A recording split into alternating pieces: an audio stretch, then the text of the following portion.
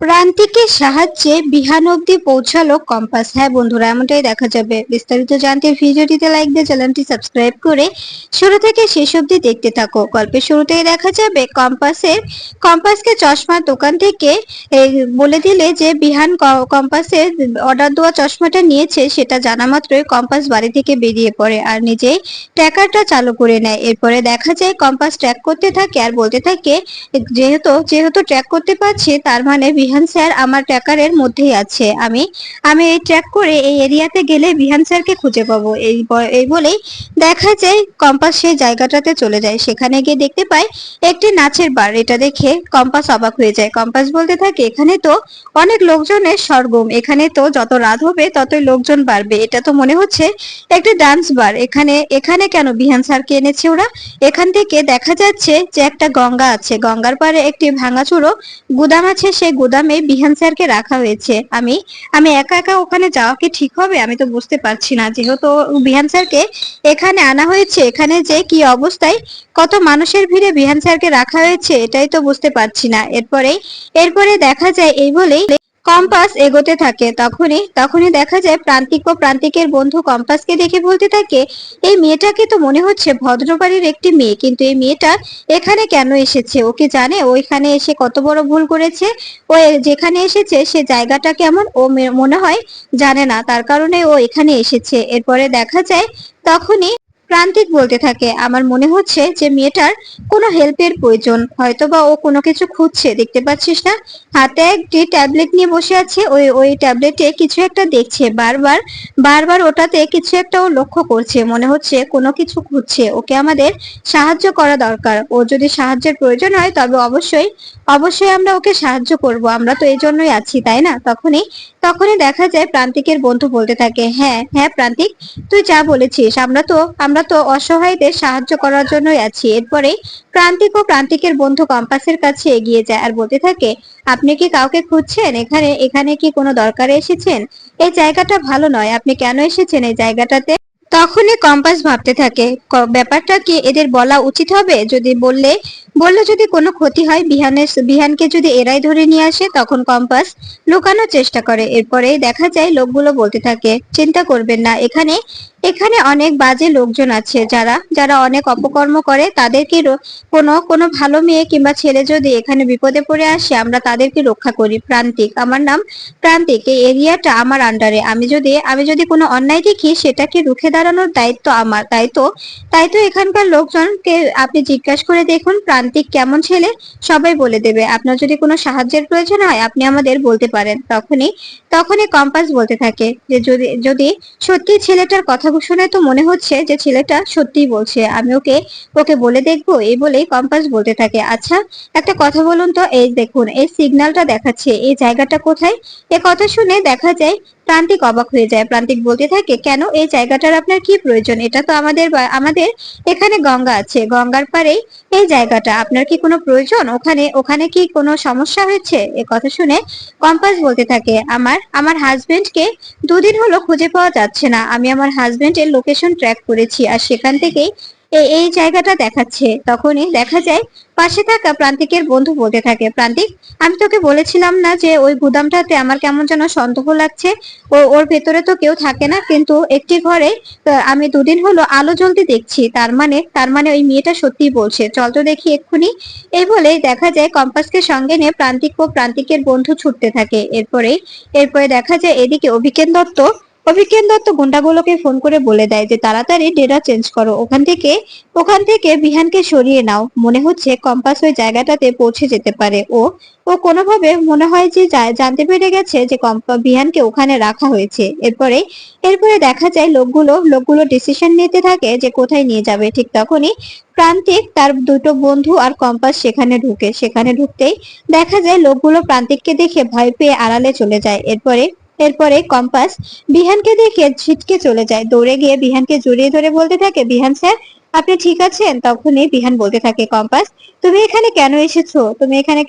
এখান থেকে চলে যাও, এখানে থাকলে আমাদের বাড়ির ক্ষতি হবে। প্লিজ তুমি চলে যাও। আমি তো চাইলে এখান থেকে বেরোতে পারতাম, কিন্তু কিন্তু আমি বেরোইনি কেন জানো? আমাদের বাড়িতে ওরা ওরা ক্ষতি করে দেবে। আমাদের বাড়িতে ছোট ছোট বাচ্চারা আছে, আমাদের মা বাবারা অনেক অনেক অসুস্থ। আমি চাই না আমার জন্য ওদের কোনো ক্ষতি হোক। আমার একটু ক্ষতি হলে যায় আসে না। ওরা আমাকে আমাকে মারবে না, আমি জানি। আমাকে ওরা মারতে পারবে না। কম্পাস, তুমি চলে যাও, এখানে থেকো না। এরপরে দেখা যায় তখনই কম্পাস বলতে থাকে, না আমি আপনাকে ছেড়ে কোথাও যাব না বিহান স্যার, আর ওরা কেউ কিচ্ছু করতে পারবে না। আমি আমি আপনাকে ছেড়ে কোথাও যাব না। জানেন আপনাকে না পেয়ে মায়ের অবস্থা কি হয়েছে? মা নিজে একদম ভেঙে পড়েছে। মা একদম অসুস্থ হয়ে পড়েছে। মায়ের শরীরের দিকে তাকানো যাচ্ছে না। আমি মাকে কথা দিয়ে এসেছি, আমি আপনাকে ফিরিয়ে নিয়ে যাব, তা না হলে আমি ও বাড়িতে ঢুকবো না।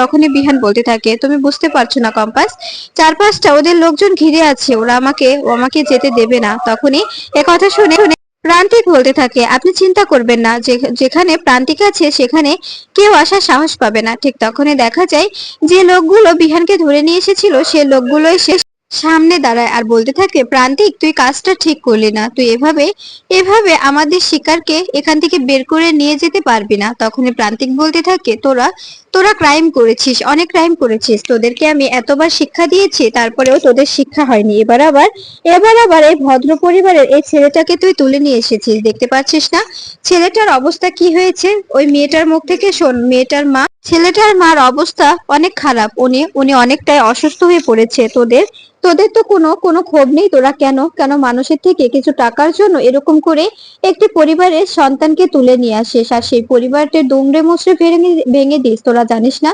প্রান্তিকের এলাকায় এরকম কিছু প্রান্তিক হতে দেয় না? আসলে আমি আমি গায়ে লাগাইনি। সেদিনই আমি খবর পেয়েছিলাম যে এই গুদামে কিছু একটা হচ্ছে, কিন্তু আমি আসার সময় পাইনি বলেই আসতে পারিনি। কিন্তু আজকে যে এভাবে এসে তোদেরকে এভাবে ধরতে পারবো ভাবতেও পারিনি। তখনই দেখা যায় লোকগুলো প্রান্তিকের সঙ্গে ফাইট করতে আসে। তখনই প্রান্তিক বলতে থাকে, তোরা তোরা আমার সঙ্গে পারবি না, অযথা এসে নিজেদের শরীরটা খারাপ করিস না। তখনই দেখা যায় লোকগুলো প্রান্তিকের সঙ্গে মারামারি করলে তখন প্রান্তিক লোকগুলোকে মারতে থাকে। এরপরে লোকগুলো সেখান থেকে পালিয়ে যায়। তখনই দেখা যায় প্রান্তিক বলতে থাকে, চিন্তা করবেন না, আপনার আপনার হাজবেন্ডকে আপনাকে আর আপনার হাজবেন্ডকে বাড়িতে পৌঁছে দেওয়ার দায়িত্ব আমাদের। আমরা নিজ দায়িত্বে আপনাদের বাড়িতে পৌঁছে দেব। তখনই কম্পাস বলতে থাকে, থ্যাংক ইউ। আজকে যদি আপনারা না থাকতেন তবে আমি কিছুতে ওনাকে খুঁজে পেতাম না। তখনই দেখা যায় বিহান বলতে থাকে, কম্পাস, বাড়িতে কি হয়েছিল? যে জোজো আর জেনির হাতে পিস্তল কোথা থেকে এলো? এ কথা শুনে দেখা যায় কম্পাস অবাক হয়ে যায়। কম্পাস বলতে থাকে, এটা আপনি কি করে জানলেন? তখনই বিহান বলতে থাকে, আমাকে আমাকে ওরা ভিডিও দেখিয়ে ব্ল্যাকমেল করেছে। আমি এখান থেকে পালাতে চেয়েছিলাম, পালানোর জন্য সমস্ত বন্দোবস্ত করে ফেলেছিলাম।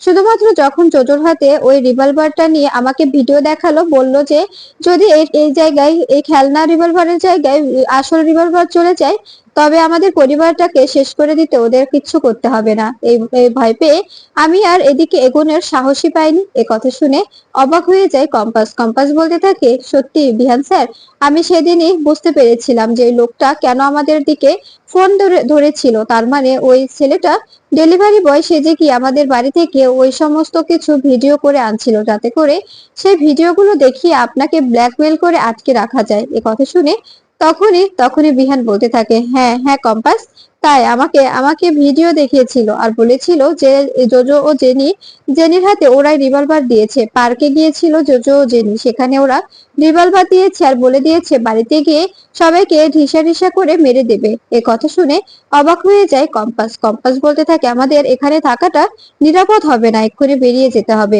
ওরা ওরা পালিয়েছে, ওদেরকে ধরা যায়নি। এরপরে দেখা যায় লোকগুলো বাইরে গিয়ে অভিজ্ঞান দত্তকে ফোন করে আর বলতে থাকে, স্যার, আমাদের আমাদের করার কিছুই ছিল না, প্রান্তিক এসেছে।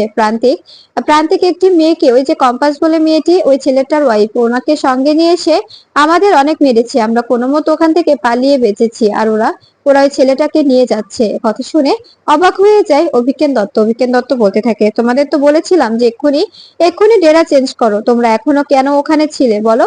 কেন ওখানে ছিলে? তোমরা একটা টাকাও পাবে না। তখনই লোকগুলো বলতে থাকে, প্লিজ স্যার, এভাবে বলবেন না। আমরা অনেক চেষ্টা করেছি ওখান থেকে বেঁচে বেঁচে ফেরার, কিন্তু কোনোভাবেই পারিনি। কোনোভাবেই আমরা ওদেরকে ওই যে প্রান্তিককে আটকাতে পারিনি। আসলে প্রান্তিক তো অনেক এই এরিয়ায় প্রান্তিকের কথাই সব। প্রান্তিক যা বলবে সেটাই আমাদের করতে হবে।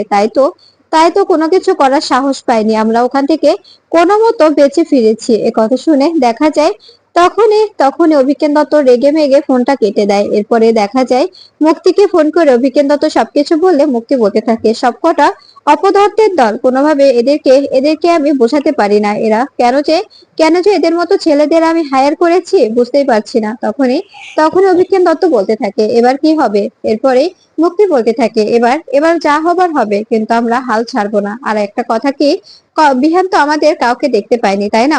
ও বুঝতেই পারেনি যে ওর সঙ্গে এই ঘটনাটা, এই কনস্পিরেসিটা কে তৈরি করেছে। ও জানতেই পারবে না, কখনো ও জানতে পারবে না। এই কথা শুনে তখন অভিজ্ঞান দত্ত বলতে থাকে, এটা আপনি ঠিক বলেছেন, এটা একদম ঠিক বলেছেন যে বিহান কিছুতেই বুঝতে পারেনি যে ওই সবকিছুর পেছনে আপনি আর আমি ছিলাম। তখন মুক্তি বলতে থাকে, আপনি কিন্তু মোনালিসাকেও কিছু জানতে দেবেন না, কারণ মোনালিসা কথায় কথায় যদি বিহানকে সবটা বলে দেয় তবে কিন্তু ঝামেলায় পড়ে যেতে হবে।